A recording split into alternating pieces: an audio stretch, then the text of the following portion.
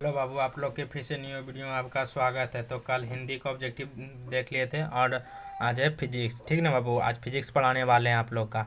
तो इससे बहुत सारा ऑब्जेक्टिव क्वेश्चन एग्जाम हॉल में देखने के लिए मिलता है। तो इससे 10-15 क्वेश्चन लड़ जाता है हर साल, ठीक ना, इस चैप्टर से। तो चैप्टर का नाम है प्रकाश का परावर्तन तथा अपवर्तन। ठीक ना बाबू, चैप्टर का नाम है प्रकाश का परावर्तन तथा अपवर्तन।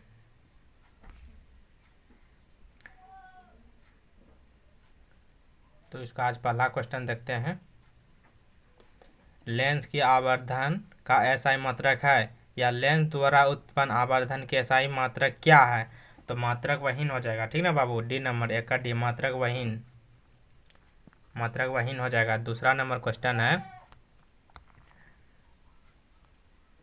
अवतल दर्पण की फोकस दूरी क्या होती है?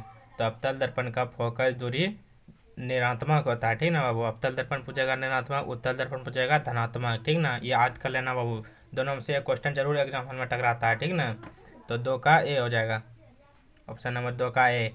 तो तीसरा नंबर क्वेश्चन देखते हैं। तीसरा नंबर क्वेश्चन,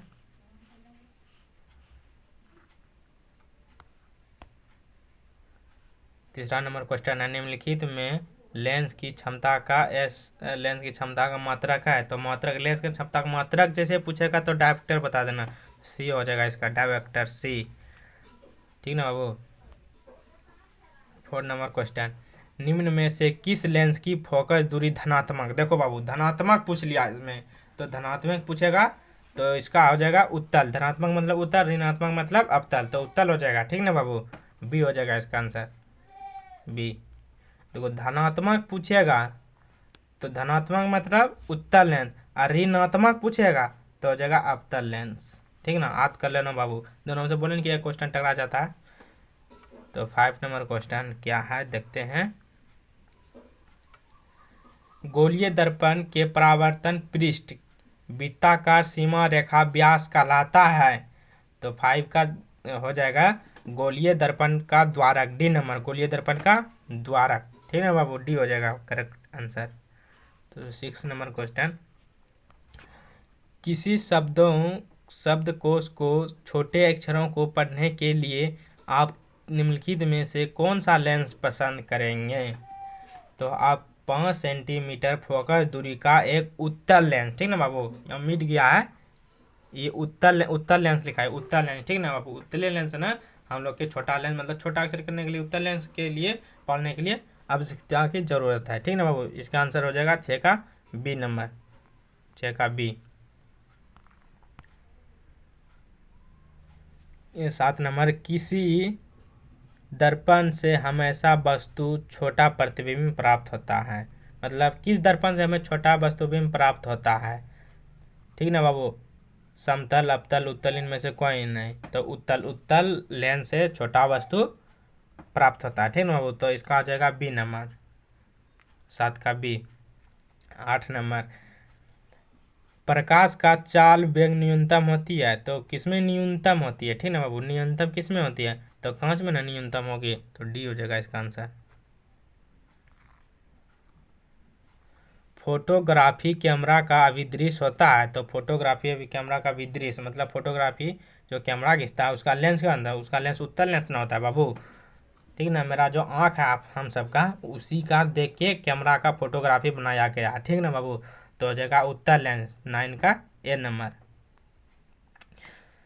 10 नंबर क्वेश्चन है, किस दर्पण से दूर की वस्तु का प्रतिबिंब सदैव सीधा दिखाई पड़ता है? मतलब या तो समतल या तो उत्तल, उत्तल दर्पण। ठीक ना बाबू, इसका हो जाएगा आंसर डी, डी हो जाएगा। तो अगला क्वेश्चन देखते हैं।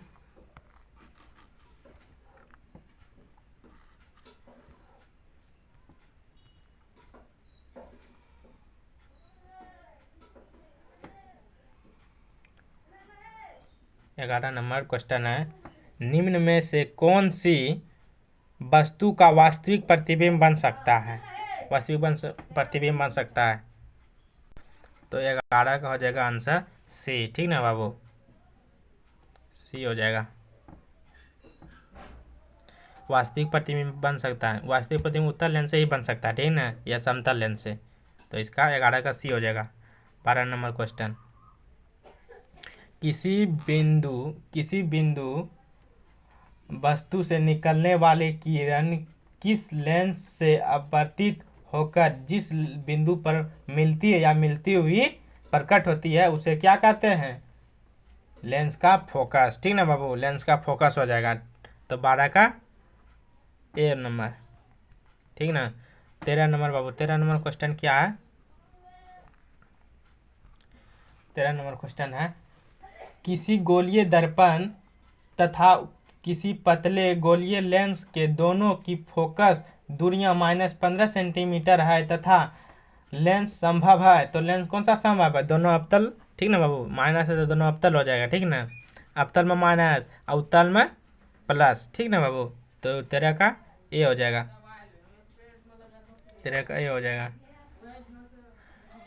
14 नंबर, एक पारदर्शी गोलीय कवच की बाहरी त्रिज्या 20 सेंटीमीटर तथा भीतरी त्रिज्या 19.8 सेंटीमीटर है, तो त्रिज्या अपवर्तित प्रकाश के लिए यह कैसा व्यवहार करेगा?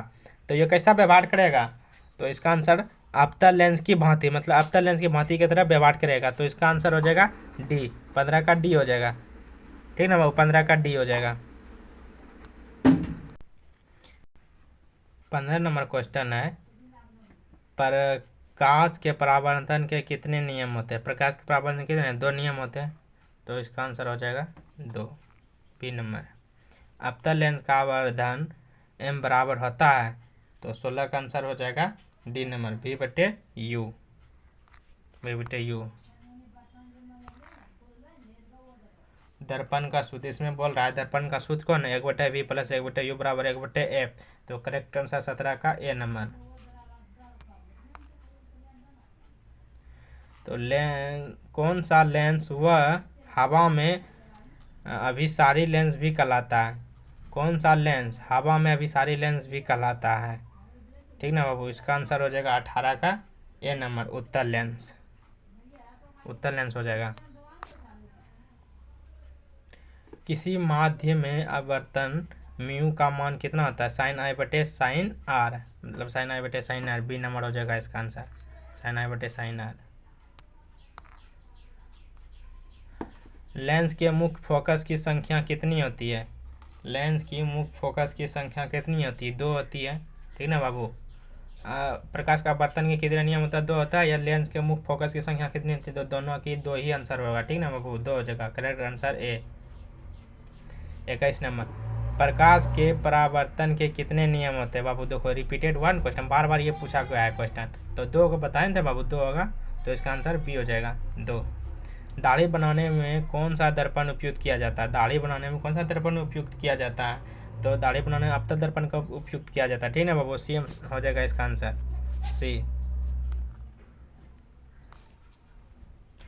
तो प्रकाशिक माध्यम में कितने प्रकार के होते हैं? प्रकाशिक माध्यम में कितने प्रकार के होते हैं? तो 3 प्रकार के होते हैं प्रकाशिक माध्यम। तो ये 3 प्रकार का हो जाएगा। ठीक है बाबू, सी हो जाएगा इसका। समतल दर्पण की फोकस दूरी कितनी होती है? तो समतल दर्पण की फोकस दूरी अनंत होती है। ठीक ना बाबू, इसका हो जाएगा अनंत, अनंत होती है। 24 का ए नंबर, अनंत होती है। 25 नंबर, वायु में प्रकाश की चाल निर्वात में अपेक्षा क्या होती है? तो वायु में प्रकाश की चाल निर्वात में अपेक्षा क्या होती है? तो कम या ज़्यादा या समान या कोई नहीं, तो समान होती है। ठीक ना बाबू, समान होती है। 26 नंबर का है, निम्न में से कौन सा पदार्थ लेंस के लिए उपयुक्त नहीं किया जाता? लेंस के लिए उपयुक्त नहीं किया, जल किया जाता है, कांच किया जाता है, पीतल नहीं किया जाता। तो इसका आंसर हो जाएगा पीतल, पीतल नहीं किया जाता। ठीक ना बाबू। 27 नंबर हो जाएगा, एक गोलीय दर्पण की फोकस दूरी 20 सेंटीमीटर है, तो यह गोलीय दर्पण कैसा होगा? तो उत्तल होगा। प्लस ना है बाबू, यहाँ देखो प्लस ना है, यहाँ प्लस ना है, प्लस होगा तो कैसा होगा? तो उत्तल। ठीक ना, प्लस होगा तो उत्तल, या माइनस रहता माइनस तो अवतल हो जाता। ठीक ना बाबू, करेक्ट आंसर हो जाएगा 27 का ए।